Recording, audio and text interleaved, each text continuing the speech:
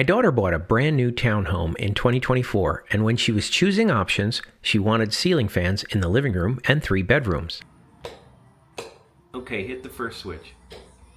Turn it off. Good. The builder was charging $1,000 each to have fans installed before closing, but just having them pre-wired was a bargain for $200 each. A good ceiling fan is about $150, and I get paid in hugs. So she saved around $2,600 by doing it ourselves. Now, every builder may wire things differently, but they typically run 3-conductor wire, which has 2 hots, one black and one red. Turn on the switch, the right one. Yeah, okay, so they wired both of them on the switch. So turn it off? Yeah. In my previous house, the builder provided 2 switches so you could control the fan and the lights separately. My daughter's builder, however, only installed 1 switch that controlled power to the red and the black simultaneously. The first thing I did, after turning off the breaker, was to rewire the switch so the black would stay hot all the time and the red would be switched to control the light. She was okay with using a pull chain to control the fan, for now, but I had an idea. I was secretly planning to give her a home automation gift basket that would include a smart fan control for this room. I'll link that video at the end so that you can see what I gave her, but I digress. All right, so we've got, this is where the hot comes in, and then this is where those 2 wires go up there. So when this switch goes on, they get power. Now what I need to do is, if we're just gonna switch the red wire, we're gonna take the black wire, we're gonna put it under here. So we're just gonna put the 2 black wires together, and the red one will be switched. All right, now the 2 blacks are connected together and the red one is separate. So these are the ones that are going to be hot all the time. The red one is going to be switched. Her fan of choice was a 6-blade Hunter Toledo, which turned out to be the easiest fan I ever installed, and I've installed a lot of fans. So if you're shopping for a ceiling fan, you should find it linked somewhere on this page. 2 things made this fan so easy to install. First, the electrical connections. The wiring harness was clearly labeled with the same wire colors that I found in the ceiling box. So this model is just perfect for new homeowners. So the way this works is this gets attached to the ceiling in this orientation, and then this part here slides onto it. And that's what holds it. All right? And this connector gets connected to this part right here. And all you have to do, if you do all the wiring ahead of time, you just pop it right on, and it should be really easy to put together. So I'm going to put all the blades on the ground. Now this is wired for 2 hots. In other words, you could have one that's switched. But if you only have 1 wall switch and you want it to control both, and it's not wired with a red wire, then you've got this extra connector that you put in between, and then that way your wall switch will control both the fan and the light. So they already provide this for you. You don't have to do any fancy wiring. But the second bonus was that the blades just snap on. No screws. What a wonderful invention that saved a lot of time and a lot of frustration.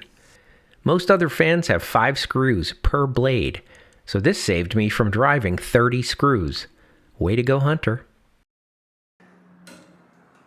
It's never fun to strip wires while standing on a ladder, so I like to use this nifty one-handed wire stripper that I recommend in all of my electrical videos. You'll find a link to it in the video description. The bare copper wire is always the ground, and I like to connect that first. The kit even came with a small flat blade screwdriver needed to attach the wires. I'm telling you, I love this fan. And they're not paying me to say that. I have no relationship with Hunter, but I'd like one. So Hunter, give me a call. Next, I connected the white wire, which is the neutral, and the black wire, which is the hot to the fan motor. But I stripped it a little bit too long, so I used the wire stripper to cut off the excess. And finally, I connected the red wire, which comes from the switch to control the light. It's always best to attach the fan bracket directly to the wood ceiling joist above the drywall. Good architects will make sure there's a joist in the center of the room for this purpose. The kit came with 2 long wood screws and washers. The screws go through the slats in the box into the wood and really held the ceiling mount tight.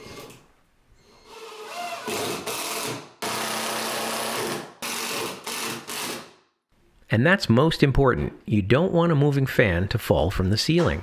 I know that seems obvious, but I've seen plenty of pictures of fans that were only attached to the drywall. Next, I slid the fan down rod into the mount,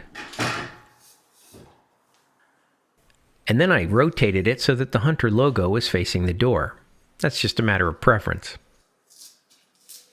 It was a little hard to do without temporarily blocking the camera, but the wiring harness gets connected with a simple click. Then the escutcheon gets attached to cover the guts. Then I installed the included LED bulbs, the pull chain, and the glass globe. Note that the reversing switch for this fan is under the globe. I'm not really a big fan of that, but it is what it is. Okay, let's turn the breaker back on. At this point, we turned on the power and gave it a test.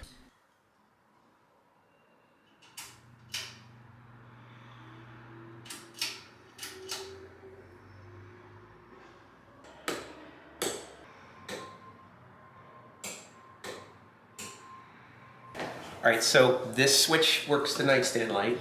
Okay. This one is the ceiling. Okay. And this one is the fan light. Okay. Are you okay with that order? Yeah. All right, because now's the time to switch them if you wanted to. No, they're fine. Okay, we're going to leave them that way and just put it back together. Okay. So the moral of this story is that it's definitely worth it to pay your builder to pre-wire for ceiling fans, because that's the hard part. And then you just have to learn how to install the fans and save a ton of money by doing it yourself. As always, leave me a comment if you have any questions, give this video a thumbs up if you liked it, and I'll see you in the next one. Hey there, if you're new to the channel, be sure to subscribe and hit that bell icon to be the first to know when new videos are posted. Look for HandyDadTV on Facebook, Twitter, and Instagram, and visit the website HandyDad.tv for more great ideas and information.